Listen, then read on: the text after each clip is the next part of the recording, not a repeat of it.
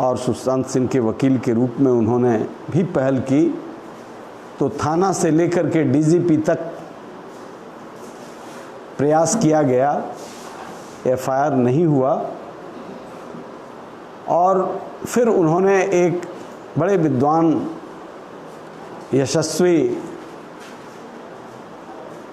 मंत्री, सिंचाई मंत्री माननीय श्री संजय झा जी को फ़ोन किया और उस फ़ोन पर उन्होंने 1 घंटे तक उनको समझाया।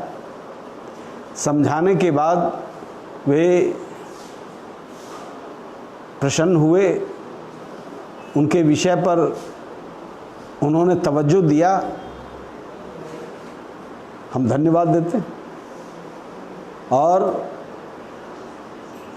उसके बाद उन्होंने माननीय सुशासन बाबू से, मुख्यमंत्री से निवेदन किया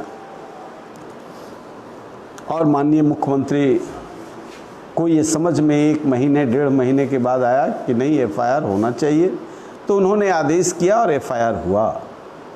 आज बहुत लोग बधाई दे रहे हैं, लेकिन हमको आश्चर्य लगता है कि इतना सेंसिटिव केस और पूरे बिहार के अस्मिता और गौरव का विषय, इसके लिए माननीय विकास सिंह जी को, माननीय मंत्री को घंटों समझाना पड़ा। जब उनके दिमाग में ये बात आई तो उन्होंने मुख्यमंत्री जी को इस काम के लिए निवेदन किया और मुख्यमंत्री जी ने आदेश दिया। यानी इतने बड़े केस के लिए यदि थाना से लेकर के उच्च पदाधिकारियों को बिना मुख्यमंत्री के पूछे बिना एफआईआर नहीं होता हो, तो बिहार में जो घटनाएं दुर्घटनाएं हो रही हैं, ये तो स्वाभाविक है। यह प्रमाण है अराजकता का। लोग बधाई दे रहे हैं, लेकिन हमको हंसी आ रही है कि इस अराजक स्थिति में हमारा राज्य पड़ा हुआ है कि सिंचाई मंत्री और मुख्यमंत्री मिलकर के एक एफआईआर करवाए, और वैसे होनहार बिहार के सपूत की हत्या में महीनों दिन के बाद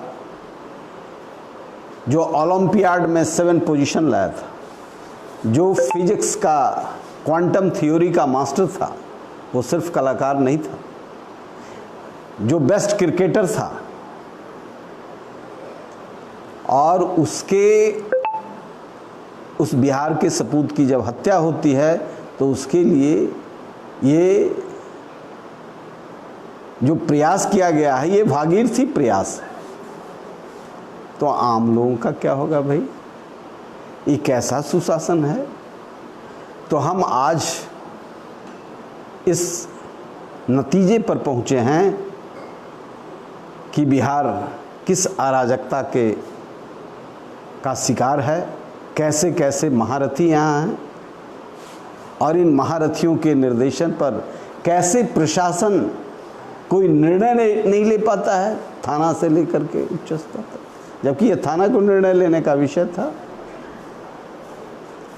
आज बधाई हम देना चाहते हैं माननीय एडवोकेट जिनका बयान रिकॉर्डेड आया है एबीपी न्यूज़ पर, तो 100% सही ही होगा। उसके आधार पर मैं कह सकता हूँ कि बिहार अराजक तत्वों के हाथ में है, कोई निर्णय नहीं ले सकता बिना राजा के आदेश का। बिना राजा के आदेश का कोई निर्णय नहीं ले सकता। यही कारण है कि एक रात में 6 बांध दह गए। यही कारण है कि आज 11 जिला बाढ़ के चपेट में। आज यही कारण है कि डॉक्टर नर्सेज के लिए इलाज का कोई प्रबंधन नहीं है, सीट नहीं है। Doctor head of the department की पत्नी बेड के बिना मर जाती है। यही कारण है कि आज इनके विधायक जनता के टैक्स के पैसे से, आंतरिक संसाधनों से इनको जब स्टडी के लिए भेजा जाता है तो वहाँ बार वालाओं के साथ डांस करते हैं। और ऐसी दुखद स्थिति है कि कोरोना जैसी स्थिति में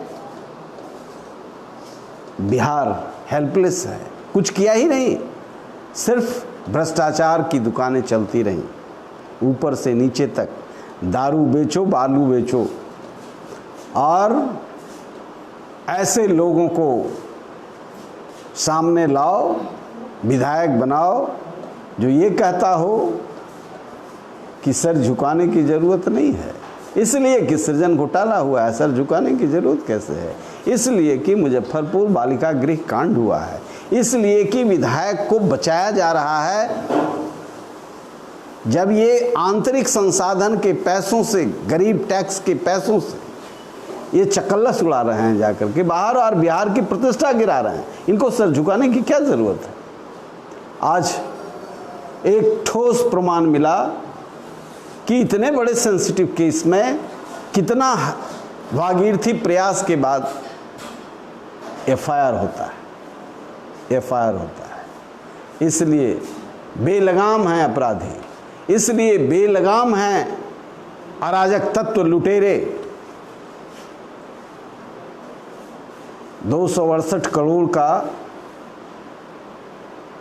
रोड और बांध का, पुल का दोनों प्लैंक दह जाता है एक साथ, और सरकार मुहर लगाती है कि इसमें कोई गड़बड़ी नहीं हुई है। निर्माण का कार्य हो रहा था यहाँ सिंचाई भवन में, छत ही गिर गया, कोई गड़बड़ी नहीं हुई है। बुद्धा पार्क में मंडप ही गिर गया निर्माण के दौरान, कोई गड़बड़ी नहीं हुई है। ये सब सर्टिफिकेट सरकार देती है डकैत इंजीनियरों को और डकैत ठेकेदारों। इसलिए मैं बिहार के नौजवानों से कहना चाहता हूँ, बिहार के बुद्धिजीवियों से कहना चाहता हूँ, किसान मजदूरों से कहना चाहता हूँ, आगे आइए, बिहार को बचाइए, जाति धर्म से ऊपर उठ करके बिहार को बचाइए, नहीं तो गरीब पिस जाएंगे। जिनके पास साधन है वो तो किसी तरीके से बच जाएंगे, लेकिन गरीब किसान मजदूर पिस रहे हैं। कोरोना में साफ दिख गया, करोड़ों मजदूर बाहर से आए, नो एंट्री फॉर बिहारी, ये बिहारी हैं, उनको प्रवासी बना दिया गया।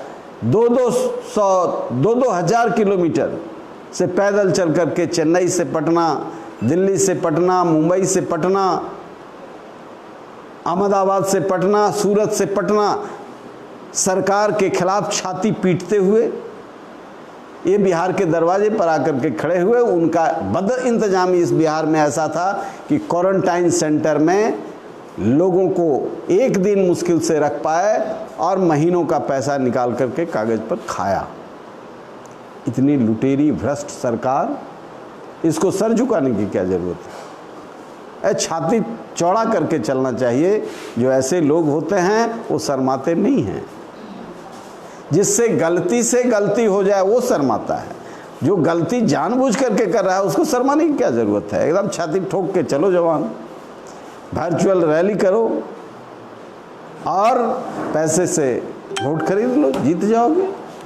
और बिहार को इसी तरीके से लूटते रहो।